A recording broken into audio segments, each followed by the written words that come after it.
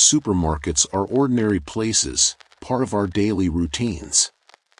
Most of us walk in, grab what we need, and leave without a second thought.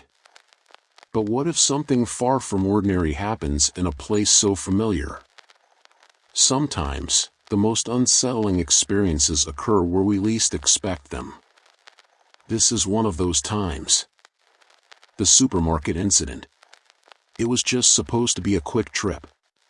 I wasn't even supposed to be there that late, but my work schedule had shifted, and I was stuck doing my shopping at almost midnight. The supermarket was one of those large, brightly lit places, but it had an eerie calm to it that night. Most of the aisles were empty, except for a few tired-looking employees restocking shelves. I grabbed a basket and headed down the aisles, thinking I'd be in and out in 15 minutes. At first, everything seemed normal. I walked through the produce section, picking up some vegetables and fruit. The fluorescent lights flickered occasionally, which was annoying but nothing out of the ordinary in a store like this. As I moved towards the canned goods section, I noticed something strange. There was a man, standing completely still in the middle of the aisle, staring at the shelves but not moving. He didn't have a cart or basket, just stood there, frozen. I tried not to think much of it. Maybe he was just tired, or maybe he was having trouble deciding what to buy. I grabbed a few cans of soup and moved on. But as I went to another aisle, there he was again. Same man, same frozen stance, staring blankly at a different shelf now. I hadn't seen him walk past me or heard any footsteps. It was as if he had just appeared there. I felt a shiver run down my spine but brushed it off. I figured maybe he was a store employee moving stock around or something. I kept shopping, but I couldn't shake the weird feeling in the back of my mind. Every time I turned into a new aisle, I'd catch a glimpse of him, standing perfectly still, staring at the products, never buying anything, never moving when I was looking directly at him. By the time I got to the refrigerated section, I was more than a little creeped out. I tried to hurry up, grabbing milk and a few other things as quickly as I could. As I reached the checkout lanes, I glanced around one last time, and there he was, standing at the end of one of the aisles, just watching me. I approached the self-checkout machines, feeling relieved to be near the exit. I quickly scanned my items, avoiding looking back in his direction. But then I heard it, a faint whisper, almost inaudible, like it was coming from far away. I froze. My heart raced as I tried to convince myself it was just my imagination, but the whisper came again, slightly louder this time. It was coming from behind me. I turned around slowly, half expecting to see the man right behind me, but no one was there. The aisle was empty, except for the distant sound of the store radio playing some old song. I finished paying as fast as I could and grabbed my bags, almost running towards the exit. As I walked to my car in the dark, empty parking lot, I glanced back at the store one last time. Through the large front windows, I could see the man standing at the self-checkout, staring directly at the spot where I had been just moments before.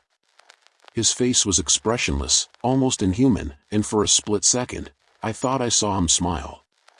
I didn't waste any more time. I got in my car, locked the doors, and sped out of there. I haven't been back to that supermarket since. Late shift at the supermarket. I had taken a part-time job at a 24-hour supermarket to make some extra money. My shift was always late, starting at 10 p.m. and going until 6 a.m. Most nights, it was quiet, just a handful of customers who came in and out, usually picking up something quick. But one night, something happened that I still can't explain. It was around 2 a.m., and I was stocking shelves in the frozen foods section. The store was empty, except for a security guard who usually stayed near the entrance, watching the cameras. I had gotten used to the silence, the hum of the refrigerators, and the occasional sound of the sliding doors opening when someone walked in. But that night, something felt off. I was placing boxes of frozen dinners on the shelves when I heard the distinct sound of footsteps behind me. I turned around, expecting to see a customer, but there was no one. I shrugged it off, maybe I had imagined it. After all, it was late, and I was tired. I went back to work. A few minutes later, I heard the footsteps again, this time closer, almost right behind me. My skin prickled as I spun around, but again, the aisle was empty. The store was completely still, except for the faint buzzing of the lights overhead. I started to feel uneasy. I wasn't the type to get scared easily, but something about this felt wrong. I decided to take a break and walk towards the front of the store, where the security guard usually sat. As I approached, I noticed that he wasn't in his usual spot by the monitors. I called out his name, but there was no response. The store was eerily quiet, and the air felt heavy, like something was watching me. I glanced at the security cameras on the screen, hoping to spot where the guard had gone. But instead, something else caught my eye. On one of the monitors, I saw a figure standing in one of the aisles near the back of the store, completely still. It was hard to make out any details because the cameras were in black and white, but whoever it was, they were tall, standing motionless like they were waiting for something. I felt my heart start to race. I hadn't seen anyone enter the store, and the last customer had left over an hour ago. I grabbed the walkie-talkie from the security desk and called for the guard again, but there was only static. I wasn't about to go investigate by myself, so I stayed at the front of the store, keeping an eye on the monitor. Suddenly, the figure moved. It turned slowly and started walking down the aisle, disappearing out of the camera's view. My hands were shaking as I switched between the different cameras, trying to find where the figure had gone. Then, I saw it, on the camera pointed at the frozen food section, the same section where I had been stalking earlier. But this time, the figure wasn't standing. It was crouched down, facing away from the camera, almost as if it was inspecting something on the floor. I couldn't make out what it was doing, but the sight of it sent chills down my spine. I backed away from the security desk, trying to stay calm, but I knew I had to leave. I grabbed my jacket and keys, ready to get out of the store. As I reached the sliding doors, they didn't open. I waved my hand in front of the sensor, but nothing happened. The doors stayed shut. I started to panic. The store was supposed to be open 24 hours, and those doors never malfunctioned. I glanced back at the cameras one last time. The figure was no longer crouched. It was standing again, this time facing the camera directly. Its head was tilted slightly to the side, and though I couldn't see its eyes, I felt like it was staring right at me. Without thinking, I ran to the back of the store, towards the emergency exit. I pushed the door open, the alarm blaring behind me as I sprinted into the night. I didn't stop until I reached my car, my breath coming in ragged gasps. I never went back to that supermarket. I quit the next day and found another job. But sometimes, late at night, I think about that figure, standing so still in the aisle, and I wonder what would have happened if I had stayed. The disappearing shopper. It was a quiet Wednesday evening when I stopped by the supermarket. I wasn't planning on staying long, just needed to grab a few things for dinner. The store was almost empty, with just a couple of people wandering through the aisles. I usually enjoy shopping late at night because it's peaceful, but that night, something felt off. As I made my way through the aisles, I noticed an elderly woman slowly pushing her cart ahead of me. She had a hunched posture, wearing a faded gray coat that looked far too big for her small frame. Her steps were deliberate, almost painfully slow, and I found myself getting impatient as I waited for her to move out of the way. I tried to walk around her, but every time I turned into a new aisle, there she was again, just ahead of me, moving at that same slow pace. It was strange.